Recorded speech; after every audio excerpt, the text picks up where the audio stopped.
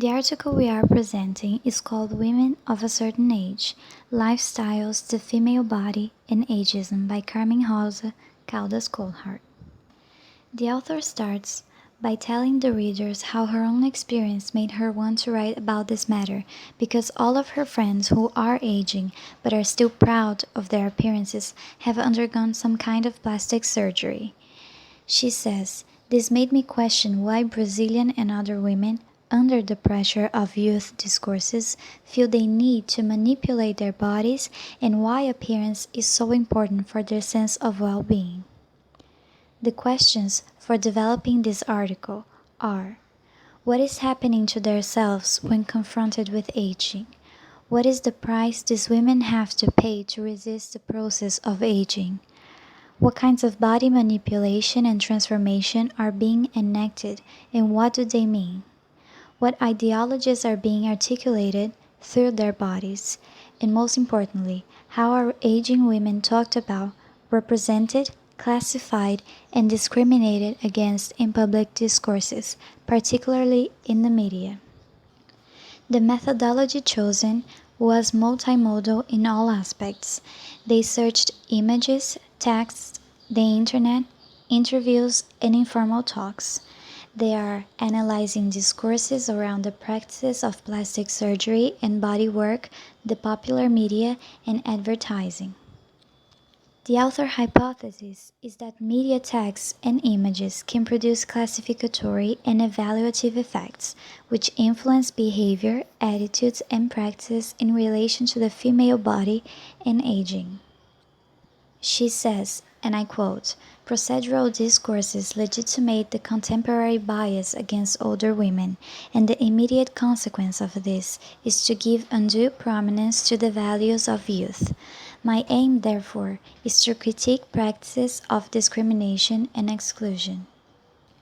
According to the article, there is not a denial that aging is a process of biological change, but that this biological change is seen as decline, and this is culturally constructed and interpreted through discourse. According to Hepworth 2003, the master narrative of human aging in Western culture is biomedical, and the biomedical modes of aging are essentially a reductionist model of decline. Also, there is a problem of defining aging, or simply age, because of how one defines states of life. In our culture, it's very common to people to define age in spatial metaphors. One person enters childhood and then exits childhood to adolescence. One person leaves adolescence and enters adulthood, etc.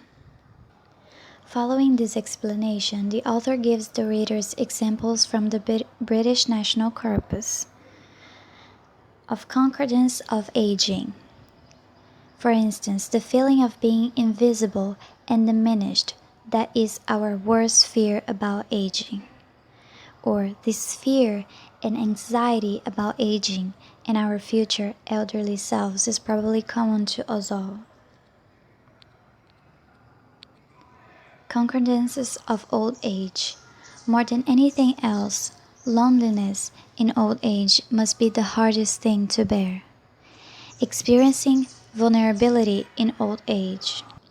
Concordances of getting old. When asked what caused his melancholy, he would refer to his dread of getting old. 16. I'll be 16 this year. Oh God, I am getting old. Concordances of a certain age. She was of a certain age, so maybe her painting days were over. That's something you find. After a certain age, people stop photographing you.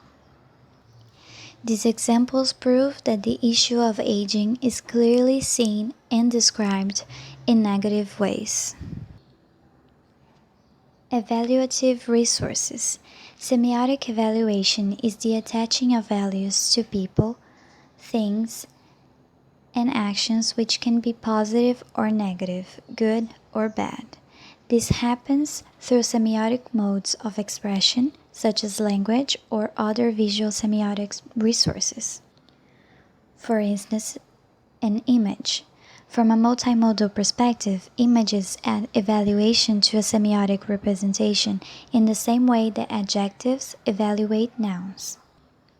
Therefore, a photograph might be more credible because it tends to make us believe that what we see is the reality. According to Martin and White, 2005, there are 3 types of evaluative resources. Affect, which indicates emotional states of affairs, likes and dislikes, for example. Judgment, which is the assessment of human behavior with reference to rules, social acceptability, system of ethics, legality, etiquette, and social norms. And appreciation, which is the evaluation of human artifacts as well as human individuals. So we use language to assign values of praising or blaming, which indicates either a positive or negative assessment of people, places, things, happenings, etc. The media is always loaded with examples of how discourses affects someone's or something's representation. So the author brings 2 examples of Sarah Jessica Parker and Cheryl Stone. In an article about the premiere of Sex and the City, the Daily Telegraphs described Sarah Jessica Parker as looking like a skeletal travestite. And in an article about the actress Sharon Stone, the Sunday Times magazine describes Sharon as aging Hollywood temptress Cheryl Stone. She is also represented visually in a very negative way. She is looking down, distressed, her face is contorted as if in pain, wrinkled, and consequently old. The images cannot be shown due to copyright laws. Other examples are: this dress looks fabulous for a 50-year-old skin. You are 40? You don't look it. Your legs are those of a 21-year-old. She does not look like a granny. Madonna looks amazing for 49. You are like a 60-year-old bitch. And this last example is from a television sitcom where 2 young men are talking to each other and one insults the other by saying this. The insult is 3 times offensive in the sense that the speaker accuses the other man, first of all, of being old, second, of being a woman, and third, of being a nasty woman. The most shocking article chosen as an example, though, is one about Nigella Lawson's dress, published on The Sun. The article starts: domestic goddess Nigella Lawson's nipple-scraping dress had everyone asking, how low should you go when you are a woman of a certain age? Her risque frock showed off her generous helpings, but was it appropriate for a woman pushing 50? And then there were 2 answers, one from a guy and one from a woman. The woman, called Lorraine Kelly, a TV presenter, says yes, but Gordon Smart, the editor of The Sun, says no, and continues his argument, saying very degradative words about Nigella Lawson's choice of dress. He says, unless you are Wayne Rooney, and old bird's boobs don't really get the pulse thundering along.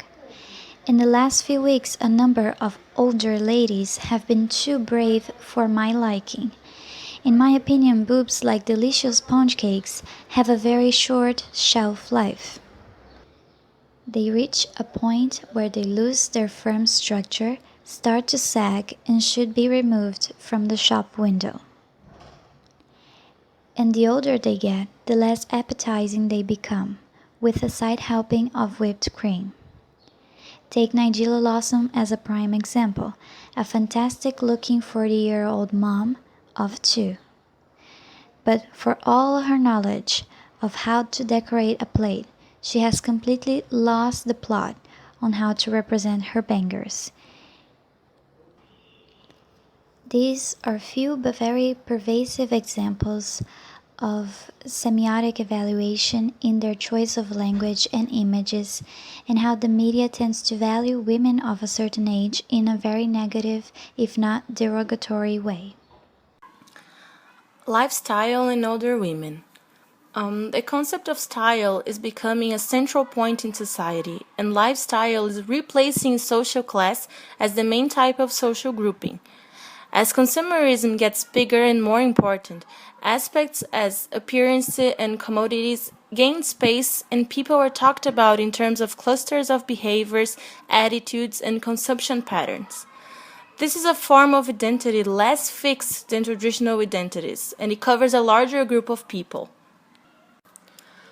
Along with the lifestyle issue, it's important to realize that the focus of many discourses have been, for many years now, women's bodies and how women should take care of themselves, always dieting, keeping fit, and going under plastic surgery procedures.